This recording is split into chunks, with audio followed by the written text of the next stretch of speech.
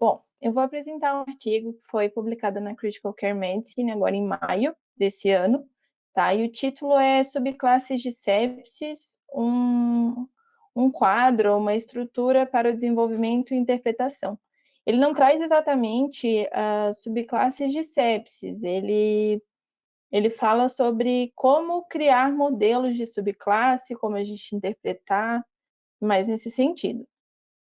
Então, o objetivo do artigo é discutir os desafios da estratificação da sepse em subclasses e apresentar um quadro para o estudo mais amplo dessas subclasses. Além disso, ele nos ajuda a auxiliar na compreensão e interpretação, bem como fornecer um mecanismo de explicação gerado por diferentes abordagens metodológicas. Ele também nos ajuda a orientar sobre a aplicação dessas subclasses na beira do leito.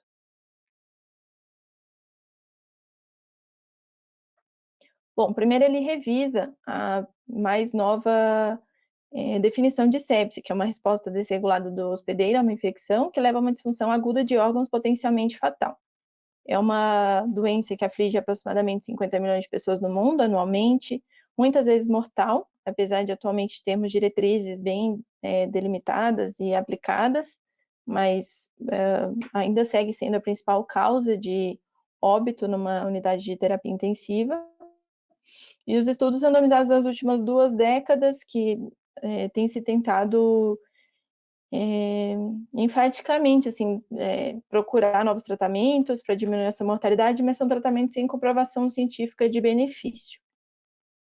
Bom, a sepse então é uma síndrome heterogênea, que tem características clínicas e biológicas, né, de cada indivíduo, e essas subclasses, elas delimitariam diferentes riscos, desfechos e resposta a tratamentos. Com isso, poderíamos fazer tratamentos personalizados, guiados pela fisiopatologia de cada uma dessas subclasses, lembrando que abordagens diferentes de cada tratamento não faz da outra abordagem certa ou errada. Tá? Então, essa divisão em subclasses são derivadas de estudos com delineamentos diferentes que podem complementar o cuidado ao paciente. Ele começa, então, a falar sobre o processo de criação dessas subclasses. Bom, na nossa área da saúde, tanto na medicina quanto nas demais áreas, sabemos que decisões binárias na prática clínica são comuns, como, por exemplo, a gente vai tratar esse paciente com antibiótico? Não. Tem um TEP, vamos anticoagular ou não? Então, são decisões binárias, mas a gente sabe que determinações inequívocas estão fora do alcance da maioria das nossas condições, então é difícil a gente ter uma resposta muito objetiva às vezes. Então, o ponto-chave desse artigo é que a complexidade das classificações tem que ser a motivação para a compreensão dos mecanismos e a nossa tomada de decisão no dia a dia. O artigo fala de algumas considerações conceituais sobre essa criação de subclasses.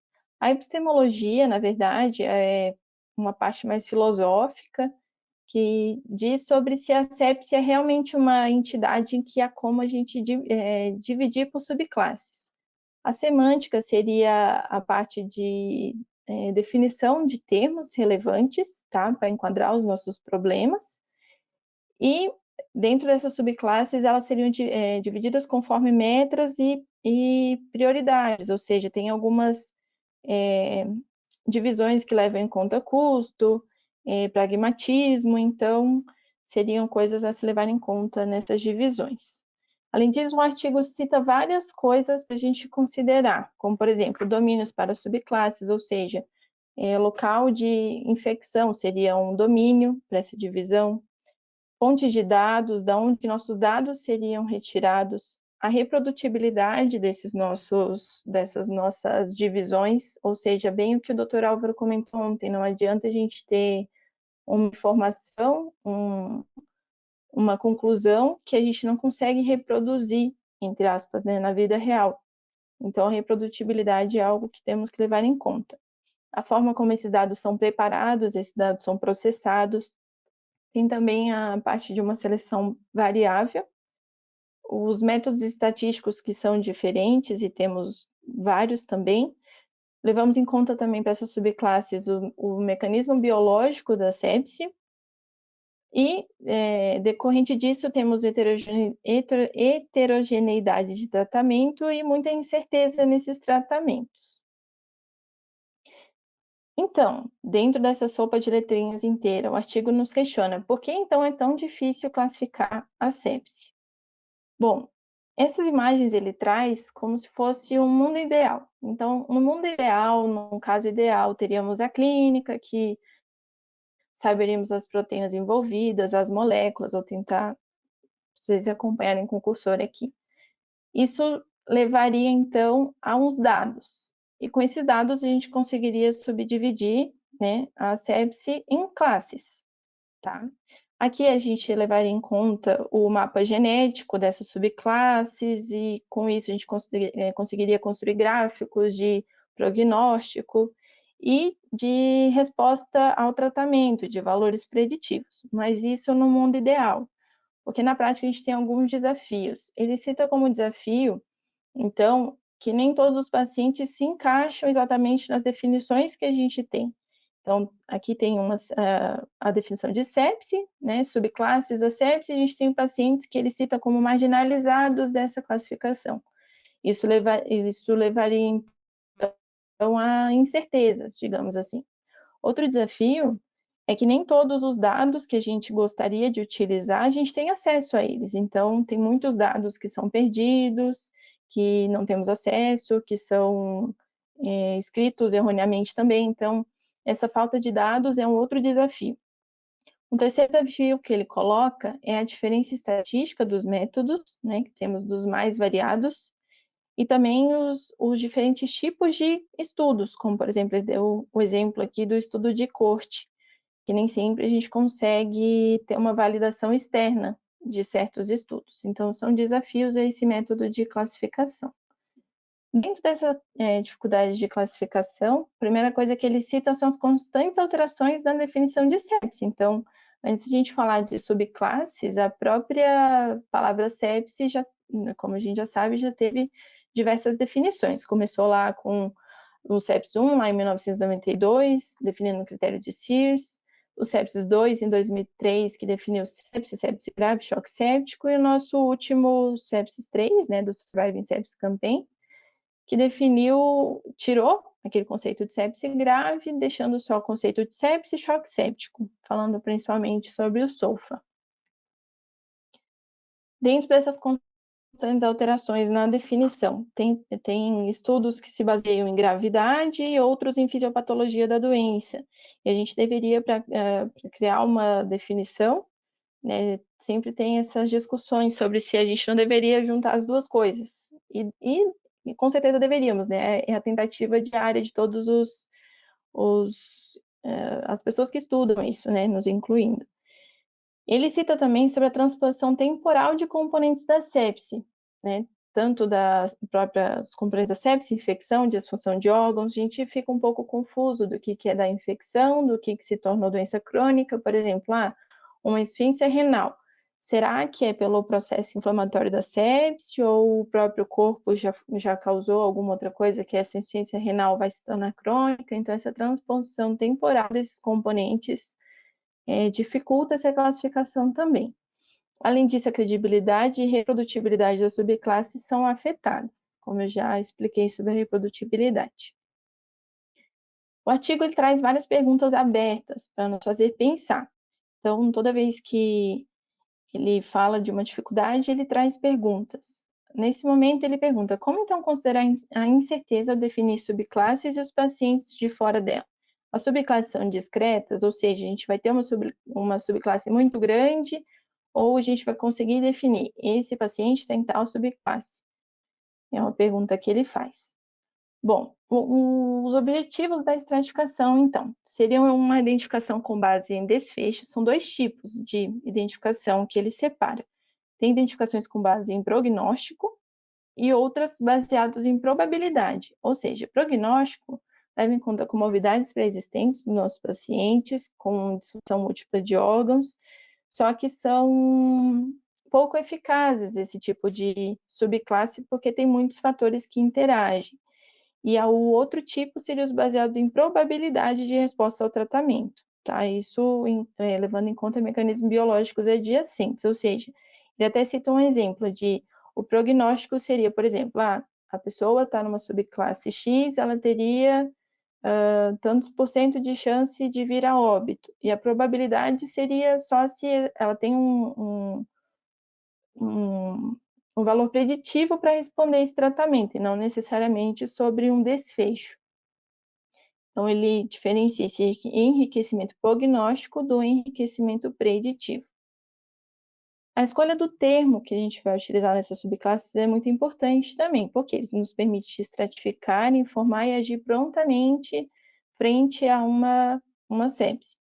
Os termos novos são introduzidos diariamente e, às vezes, eles não se conciliam com termos utilizados em trabalhos anteriores.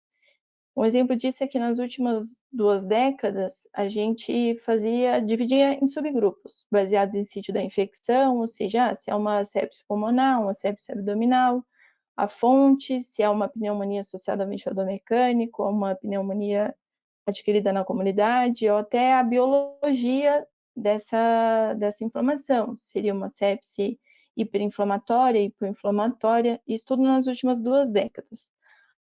Atualmente, tem alguns grupos novos que querem dividir no fenótipo clínico delta, ou seja, ser uma estratificação da sepse baseada em diagnóstico molecular. Disso que viria esses subtipos, endótipos, fenótipos e subfenótipos da sepse. Esse quadro ele traz só para mostrar como a gente criaria essas nomenclaturas. Resumidamente, de uma forma empírica, ou seja, classificando a sepse em consensos, tá? em observações empíricas, e subdividiria a sepse por idade, pelo tecido. A outra forma seria baseada em hipóteses, ou seja, a classificação de sepsis em dados experimentais e observacionais, tá? Usando estudos com animais, cortes, ensaios clínicos randomizados. E a outra a progressão disso que seria uma forma agnóstica, ou seja, a gente classificaria a sepse baseado em dados que a gente só revelaria usando o Learning Machine, outras formas de análises. Então, seria algo que nossos olhos no momento não estariam vendo, mas que usando essas novas formas a gente conseguiria classificar a sepse nesse sentido. Bom, outra pergunta que ele faz é se existe um termo unificador além de subclasses? O que fazer para reduzir o vandalismo semântico entre médicos e pesquisadores? Outra coisa que ele fala é sobre a fonte de dados, que a escolha da fonte de dados, como já sabemos, depende de onde a gente pega esses dados, da forma que a gente processa, isso tudo pode afetar os nossos resultados. Os estudos clínicos randomizados e controlados, eles são de alta confiança, tá? Mas a validade externa é questionada. O exemplo é aquele do artigo que o doutor apresentou ontem, do paraquedas, né? Que a gente tem que ver a forma com que esse ensaio foi delineado para a gente saber o quanto a gente vai conseguir validar isso no nosso dia a dia. As cortes, então, utilizam dados que podem utilizar dados de registro eletrônico de saúde, são flexíveis, né, diferentes critérios, bem mais flexíveis do que os estudos controlados randomizados. Cortes observacionais têm um número maior de pacientes, flexíveis e uma maior diversidade de dados. Então, atualmente a gente tende a ter um maior conhecimento quando a gente associa dados de corte associados a esses estudos randomizados. Esse estudo, publicado no JAMA em 2019, fala sobre a derivação, a validação e as implicações de tratamentos potenciais nos fenótipos de sepse. É um estudo derivado de múltiplas cortes de registros eletrônicos, que discriminaram, então, fenótipos que foram reproduzidos e aplicados em 3 ensaios clínicos randomizados. Ele descreveu, então, 4 fenótipos da sepse e ele avaliou também a reprodutibilidade e a validação. O nosso artigo em questão só trouxe esse artigo citando para mostrar que tem muitos estudos já em cima disso, dessas subclasses e como poderíamos usar isso a nosso favor e a favor do nosso paciente. Bom, definindo subclasses a partir de dados clínicos ou transcriptômicos, que o artigo cita, que são padrões distintos de anormalidades laboratoriais e disfunção de órgãos. Isso levaria a prognóstico de desfechos clínicos. Isso usando tudo que a gente já citou, de dados clínicos, biomarcadores do hospedeiro, O estudo da expressão genética sanguínea também tem sido muito estudado para ver o quanto a gente conseguiria associar a expressão genética com a gravidade da doença e a mortalidade também, tá? Então, a soma de tudo isso para ajudar nas nossas definições de subclasses. Outra pergunta que ele faz nesse momento é como as subclasses moleculares podem ser dimensionados dos estudos para a prática clínica? Com quais técnicas analisaremos esses dados e transformaremos em subclasses? Porque, às vezes, eu sei que sempre que a gente comenta esses estudos mais conceituais sobre genoma e a parte molecular da sepse, a gente sempre se pergunta, mas como que a gente vai trazer isso para o nosso dia a dia? Será que não é algo muito teórico, que está muito longe do nosso uso? Então, o estudo também faz essa pergunta para a gente. Bom, a gente sabe que de um paciente a gente tem muitos dados emergentes e as técnicas moleculares estão cada vez mais em expansão.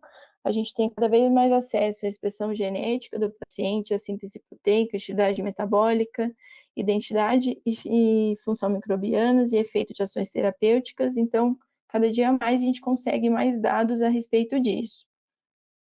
Citando um pouco sobre o microbioma e a patofisiologia da sepse, a gente sabe que nossos microbiomas, tanto pulmonar e intestinal, são reservatórios de patógenos, eles são considerados órgãos metabólicos endócrinos e são medidores diretos de inflamação.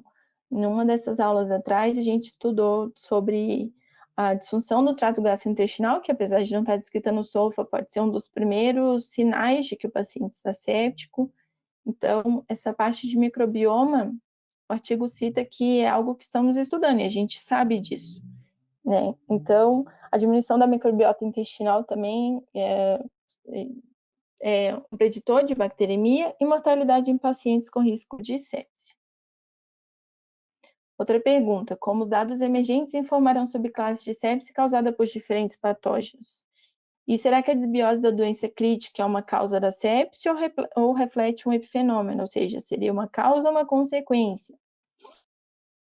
O artigo também fala sobre essas subclasses em crianças, que elas têm respostas imunes variáveis, são mais recentemente expostas a vacinas, são pessoas com diferentes patógenos, e ele se questiona sobre se seria útil essa subclasse em crianças, porque há diferentes valores de referência de acordo com a idade. Por exemplo, o que é normal para um recém-nascido, seja de frequência cardíaca, frequência respiratória, valor laboratorial, pode ser diferente numa criança de 2 anos de idade.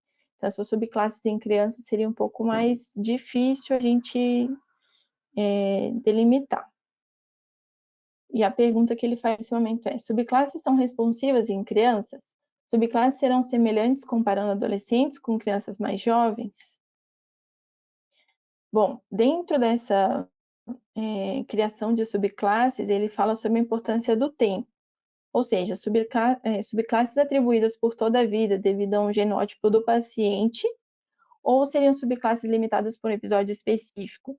Ele diz que pacientes poderiam pular de janela, digamos assim, seria uma mudança de subclasse ao longo do curso da doença, e a mudança na adesão à subclasse pode refletir resposta ao tratamento. Então, talvez o paciente sair de uma subclasse para outra é um sinal de que o tratamento fez efeito ou não fez efeito. Então, o estudo sugere tratar o tempo como uma variável contínua, para a gente sempre levar ele em conta. E com que frequência essas subclasses mudam?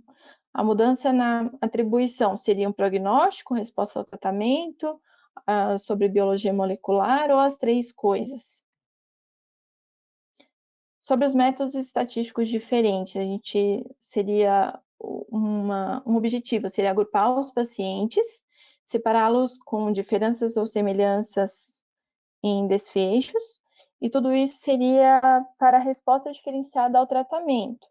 Então, esse seria, resumidamente, o que a gente gostaria com esses métodos estatísticos.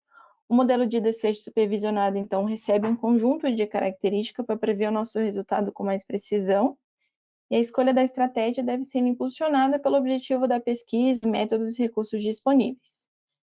Lembrando sempre, o modelo deve ser interpretável e plausível. No fim disso tudo, ele fala: que a gente tem que buscar um significado para tudo isso que ele falou. Que então o maior desafio é a verificação da validade disso tudo, né? E a viabilidade e implementação em cuidados clínicos ou ensaios clínicos, para não ficar algo só no mundo teórico. À beira do leito, como que isso iria nos ajudar? Seria a interpretação das subclasses de sepse, que iriam nos dar uma orientação prognóstica ou de tratamento. Com isso, a gente poderia incorporar as subclasses aos cuidados clínicos de rotina e decisões clínicas direcionadas. Isso tudo para chegar à nossa medicina individualizada, que a gente chama de uma medicina de precisão.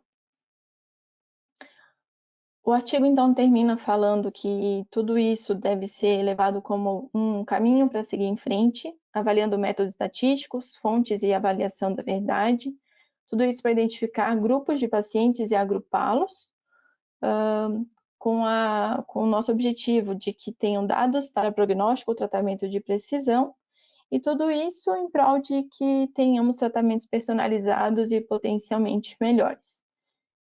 Acho que é isso.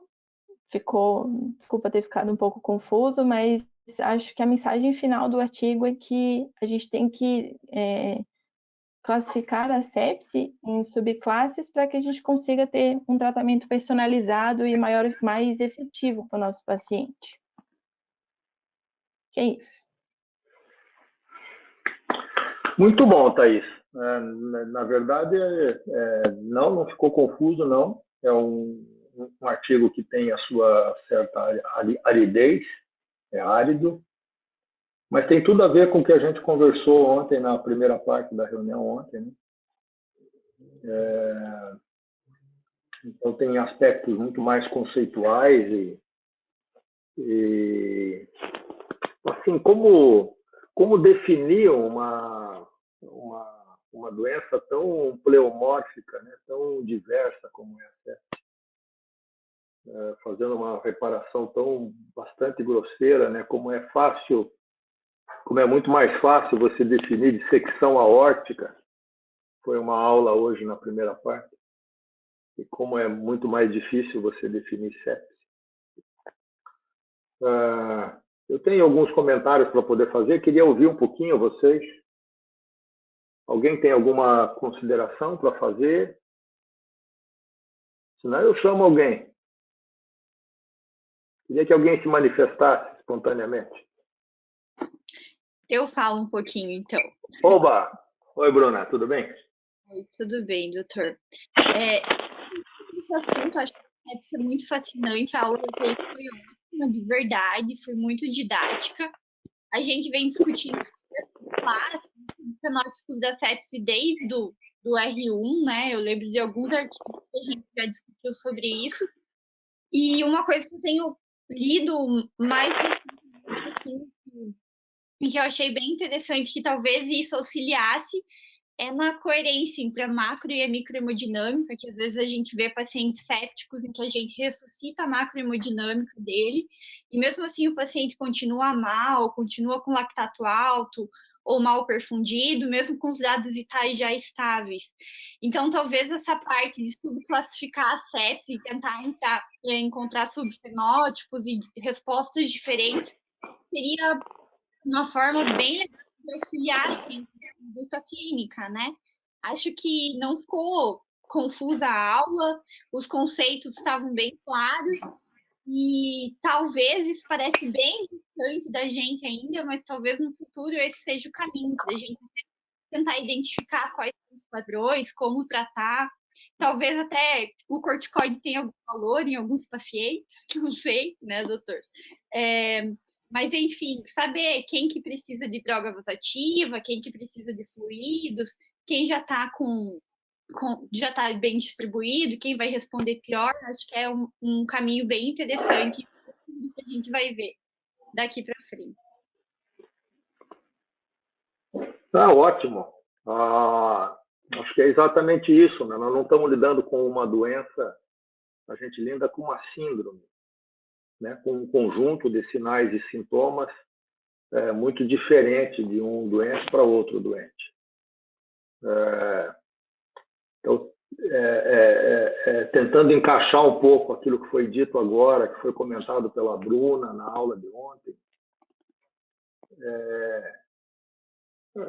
existe uma analogia que é muito comum, mas que vale a pena ser lembrado aqui, que quando a gente constrói um mapa a partir de um terreno, a gente nada mais quer do que tentar representar no mapa o terreno.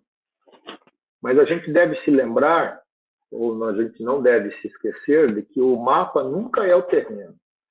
De que o terreno é sempre muito mais complexo do que o mapa.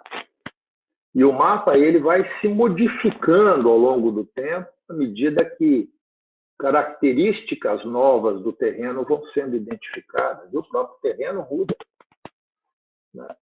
Então, isso, de alguma forma, lembra aquela visão kantiana de que, na hora que você descreve um determinado fato ou descreve uma determinada situação, você apreende aquilo, né?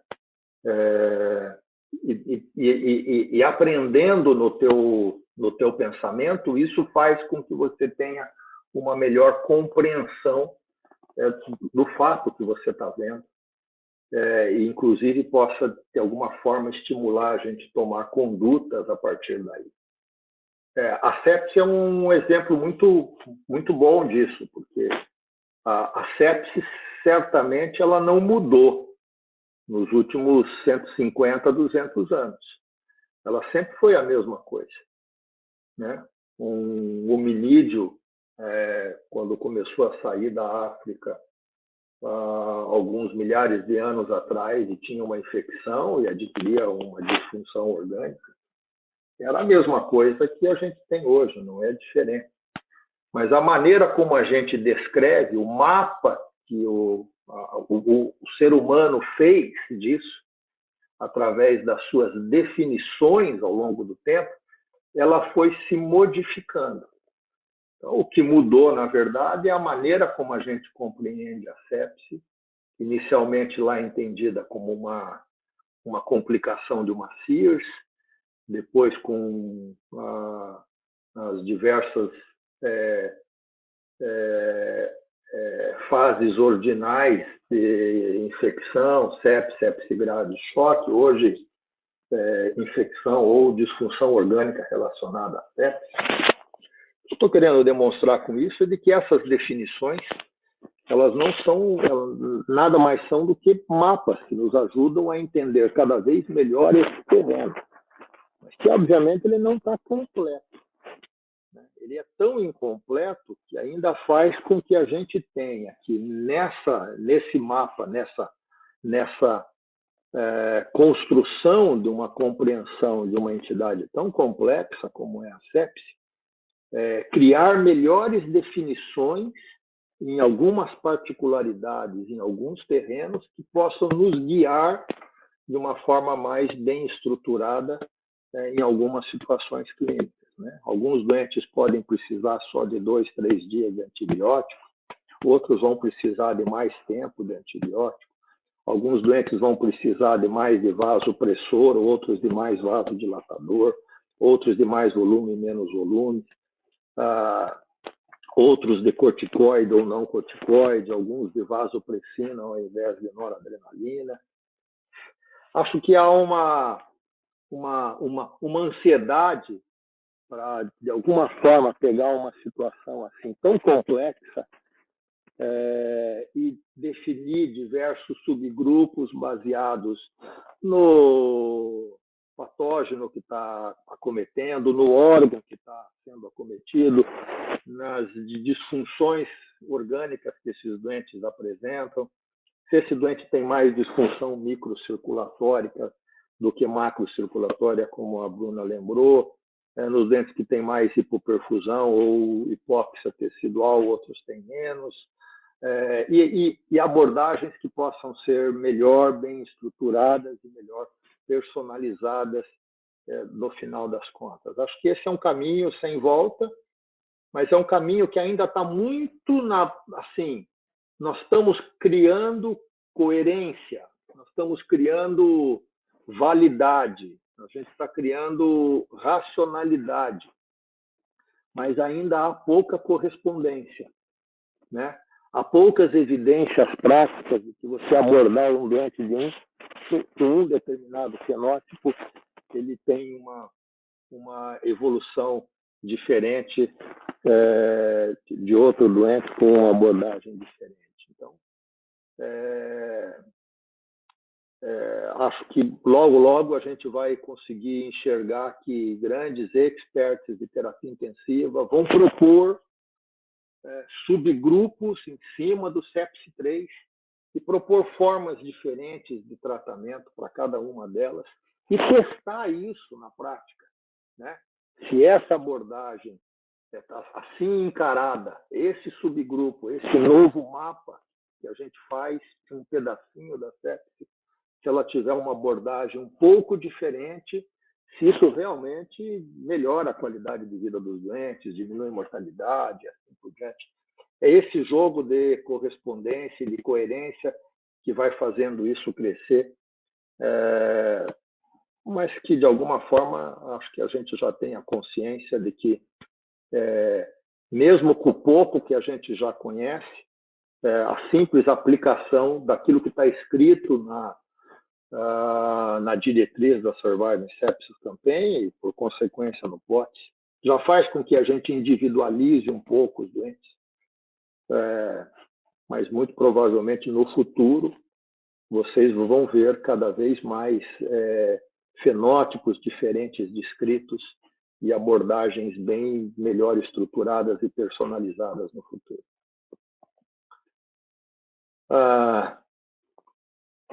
Acho que a reunião veio bem a calhar,